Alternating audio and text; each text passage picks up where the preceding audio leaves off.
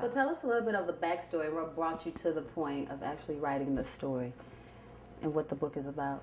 Okay, the book is about giving up my child for adoption, my son for adoption. And as I said, there was just a dire need for me to get some things off of my heart. I was really depressed and didn't know why. I was crying like every single day.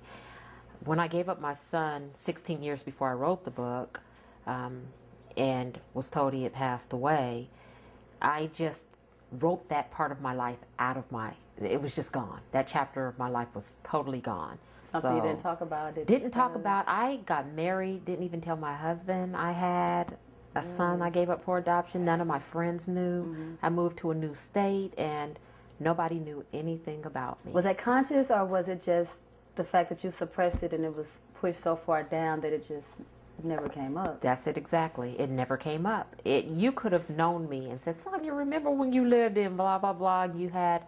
No, that wasn't me. That was another Sonya. Wow. So, yeah, it was that suppressed. And when it started coming to me, I didn't know what was going on.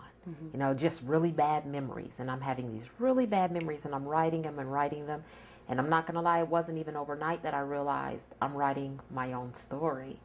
Well, I gave him up. I was in Texas when I gave him up. I called the lady from the adoption agency, and she came and met me. We talked about the adoption. I gave her, the girl who I stayed with, gave her number.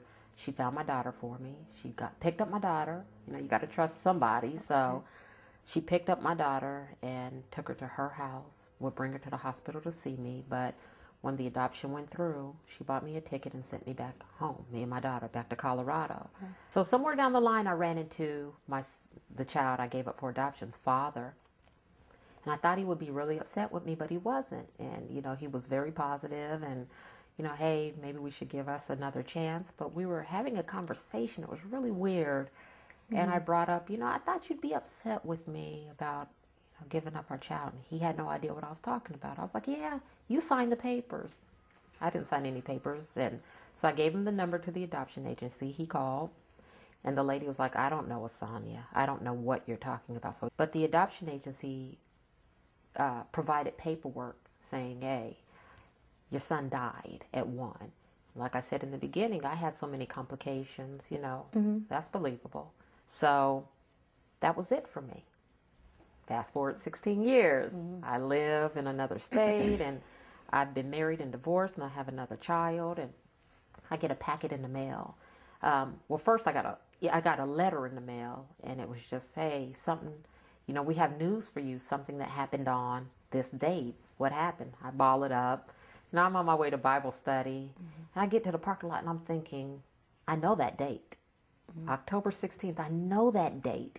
So I uncrumple it because I was in my car when I balled it up, and I'm looking and had a phone number. So she was like, yeah, when she died, I bought this agency and so on and so forth. And I was like, well, when he died, so she keeps saying she when she's referring, I'm saying he. Right. And she finally asked me, why do you say he? And I said, I'm referring to my son. Why do you say she? And she said, well, I'm referring to Winnie, the lady who owned the adoption agency. She passed away. I'm like, oh, okay. I didn't know that. She was like, well, why do you say that your son has passed away? I said, because he did. She's like, no, your son didn't pass away. Where'd you get that?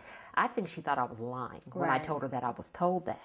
So she overnighted me a packet, and sure enough, there were pictures of him at 2, 3, 7, 10, 15, you know, just broke my heart.